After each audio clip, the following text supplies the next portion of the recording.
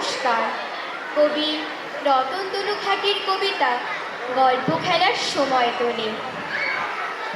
আমাকে কেউ বলেন যখন গল্প শুনবে নাকি, তাকেই বলি সময় তো নেই, অনেক কাজ যে বাকি। হাসতে হাসতে বলেন তিনি, এমন কি কাজ করো, এইটুকু এক পুচকে মেয়ে, এই পুতুলটা ধরো। তখন বলি, আমার এখন পুতুল দেখলে হাতে সবাই ভীষণ বকা দেবেন, পারবেই না থামাতে। দিদার কোলে বসতে পারো, গল্প শোনাও মানা। কোন পুতুলের কি নাম ছিল বলতেই পারবো না। বছর দুয়েক মেলায় যায়নি মামার বাড়ি। খেলাঘরের সঙ্গে আমার 3 বছরের আড়ি। বন্ধু ছিল মিঠিন, তাতাই, কাকুন, দইল, হেনা। সবাই এখন ভুলেই গেছে, চিনতেও পারবে না।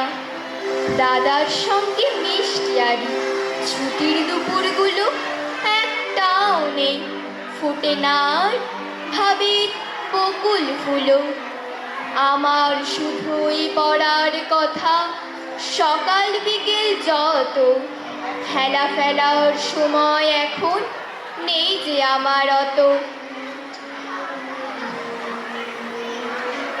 খেলা ফেলার সময় এখন নেই যে আমার অত। বাবার কোলে বসতে গেলেই বলেন, আদর করে যোগের অঙ্কে তোমার মতো কেউ কি বিয়োগ করে। মায়ের সঙ্গে লুকোচুরির সময় বলেন, না না, যেসব বানান ভুল করেছ সবই তোমার জানা। সেসব এখন 15 বার লেখার বেলায় ফাঁকি। বিজ্ঞান তো ধরাই হয়নি, সমস্তটাই বাকি। দাদাও বলে, মাথায় তোমার মারবো একটা চাটি। শিখলে না তো কোনটা দোআঁশ কোনটা এঁটেল মাটি।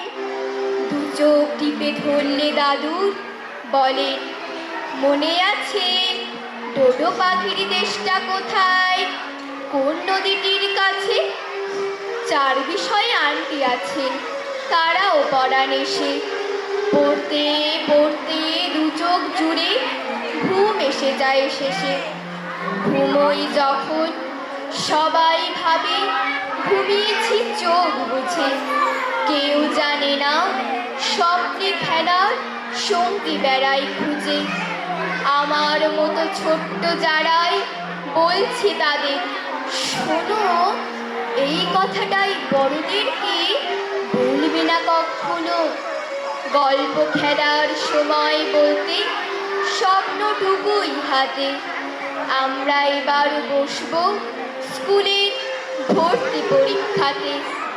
জোরে করতালি দেবেন। মায়েদের উদ্দেশ্য বলবো, প্রত্যেকে করতালি দিয়ে অভিনন্দিত করবেন।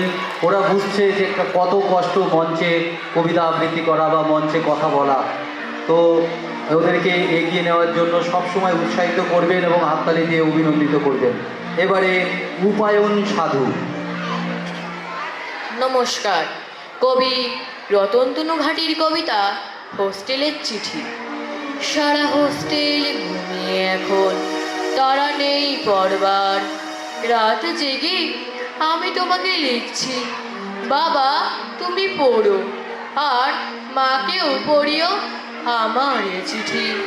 বোন যদি চায় তবে পড়তে পারে না বলে, তাই তাকে পড়ে শোনাতে হবে। এখানে এখন স্কুল আর পড়াশুনো নিয়ে থাকি। এত বড় বড় অঙ্ক করব কখনো ভাবতে নাকি। বাংলা, ভূগোল, ইতিহাস পড়ি সব, ধরে রাখি মনে।